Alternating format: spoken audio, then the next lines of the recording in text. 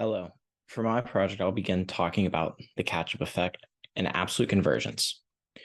Absolute convergence is whenever poor countries will grow faster than rich ones until they catch up and all countries converge to the same growth rate and income level.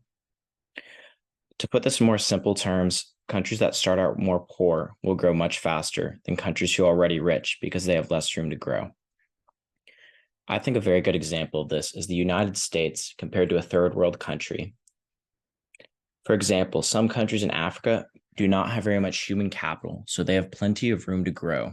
This will cause them to grow at a much faster rate than the US, because while the US is very, very good and we have much human capital, we cannot grow as fast just because we simply have more.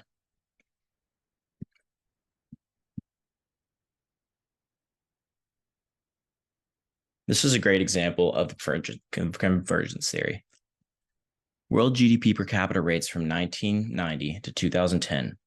Over the past 20 years, there has been a wide disparity in the rate of economic growth. This growth has been the strongest in Southeast Asia, while the rate of economic growth in most of Western Europe has been sluggish.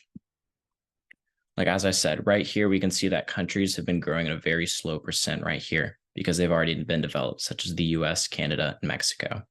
Other countries that are already developed and have less room to grow are Brazil. And then we look over here in the middle of Africa and in Southeast Asia.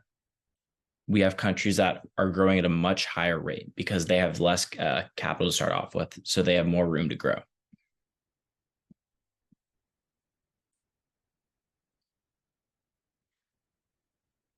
Next, I'll talk about diminishing marginal returns.